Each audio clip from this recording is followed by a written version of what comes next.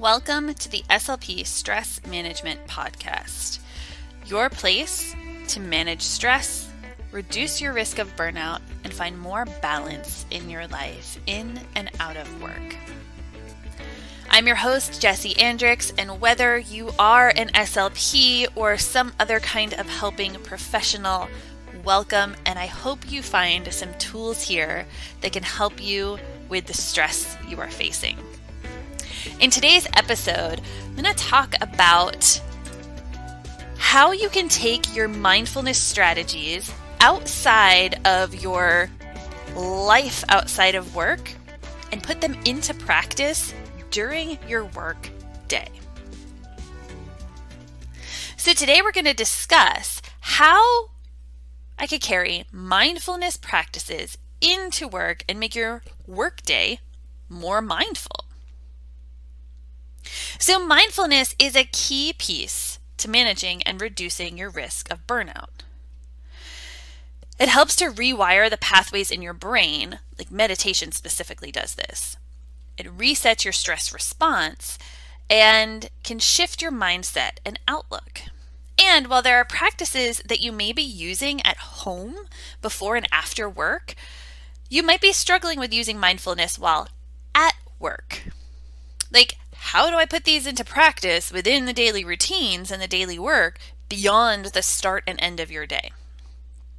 So your breaks are far and few between, and cramming each moment with a mindful activity doesn't always help with stress and can sometimes make it worse. Like, I am raising my hand over here because this is what I used to do. And, I would try and fill every 5 minutes, every cancellation, every time between sessions, every moment that I had that wasn't on camera or doing documentation. I was trying to fill it with some sort of self-care, and that became incredibly stressful. So it can seem kind of strange, right? To stop in the middle of a session or your day to meditate for a few moments because, that would be strange to do. And taking a pause to journal or deep breathe when a parent or a caregiver walks in for a meeting may not be practical, right? Although those deep breaths sometimes could be subtle and undetectable if needed, but I wouldn't necessarily call that your mindfulness practice. So how can you actually practice mindfulness while you are in your work day? The best way is to look at what you are already doing, whether you consider it to be a habit or schedule to keep or to work on, and find ways to infuse it with a more mindful approach. Sounds a little abstract, right? So let's solidify this a bit. Here are some ideas and ways to practice mindfulness at work. So the first one is to notice your autopilot. What moments in your day are you walking through without even thinking about them? Sometimes this can seem like a badge of honor, right? I can do this in my sleep type of a thought. And with some stuff, you probably could. This can also be incredibly mindless, which is the opposite of mindful. And it can lead to a disconnect between you and your work and the people it serves without meaning to. So think about being on autopilot for a meeting, a report, a therapy session, a class you're teaching. It happens. And when things become something that's so familiar to you, sometimes you do them without completely thinking. It most likely happens, though, in those in-between moments, too. Walking to and from the mailroom or the break room, going to get your next patient or student, getting out some new materials, entering and leaving work. All of these moments can breeze past you without you even realizing, and can be an opportunity for you to become more present and more mindful to them. So instead of autopilot, or when you notice that autopilot is happening, just simply recognize it. Recognize when it happens, and this brings awareness to it. And that's the first piece. Being present on purpose is the first piece of mindfulness. And then when you notice you've gone on autopilot and you can recognize it more, become more present in what's happening. Feel your breath. Notice your thoughts. Maybe feel your feet on the ground or your bottom in your seat. The next thing that you can also do is a mental check-in. So this can seem similar to the autopilot, but it's not quite the same thing. While autopilot is noticing those moments that you are kind of not paying attention to, a mental check-in is more like a break or a pause where you just stop to see how you're doing and what you are feeling. It seems kind of simple and almost a little silly, but it can be one of the biggest tools and things that you are not doing because most of us aren't taught to do it. So a check-in helps you see where you are today and what you can expect realistically from yourself. So you don't aim for perfection every time and feel frustrated and then berate yourself internally when you fail. It gives you awareness of what's going on with you. Like maybe you're really tired. Maybe you are feeling scattered. Maybe you're having a hard time processing because you didn't sleep well, or you just have a lot going on.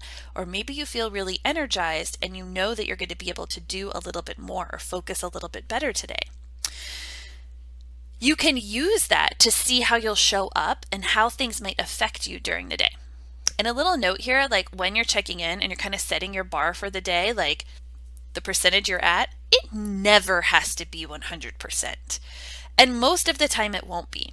So set the bar where it's at. Like maybe you are 45% today, and that's what you can expect, that you're going to show up at that 45% today and not at 85 or 100 and feel like you didn't do enough. So you could take a moment during your day to do this and to pause and to ask yourself, like, how am I today? How am I doing right now? Let's check in. Another thing that you can do is to find some quiet. It's so simple, but it is so not done enough, especially in the world of being an SLP or a helping professional, right? You communicate and you process things all day, which means that quiet rarely happens either externally or internally. Taking a moment, like even a minute, to just sit in quiet can do so much to help you reset and recharge. So what does this mean by finding some quiet, sitting quietly? Like you could simply sit for a little in a quiet space, not even meditating, just sitting in silence. Or you could try a few other things that are quiet. So maybe you turn off the lights and that helps to pull, your senses inward a little bit, and you turn off any sounds. Maybe you put on like some meditation music though, and just enough if there's like other distracting noises to kind of set that out. But, true quiet would be even better. Maybe you just breathe deeply for a few minutes in that quiet. Or maybe you sit and you stretch, but it's a quiet moment. You check in with yourself. Maybe you grab some water, or maybe you do take this time to meditate, to do a meditation practice. But none of that is needed. Just sitting quietly, taking a pause from the day, from the internal talking, the external communicating, and you just find quiet. So this is not an exhaustive list by any means, but it could be where you start to help you build to more as you grow. So make sure to take care of yourself where you can. Move around a little so you don't feel stiff or tense, because that can add to mental tension too. Hydrate, caffeinate if needed, and then maybe rehydrate. Eat something so you can think and feel better, and speak kindly to yourself. So which mindfulness practice are you going to try? Share in the comments or post about it in your Instagram stories, and then tag me at Jessie Andrix. Or send an email to jessie@jessieandrix.com to let me know how it is going. With love and light, I thank you so much for being here today, and I can't wait to have you back next time. I don't know about you, but I'm kind of tired of simply managing stress. So if you constantly feel like you're managing your stress and you're focusing your stress and you will join me for this new monthly workshop series that's launching soon. So join me for the Resilient SLP. Non-stop, but the effects of it and the way that it sticks with you can be lessened through resilience. In the Resilient SLP, you'll get schedules to bringing more mindfulness into your workplace itself, to things like yoga practices and meditation. And you'll have the opportunity, depending on the workshop, to earn professional development hours, either for ASHA or even for Yoga Alliance.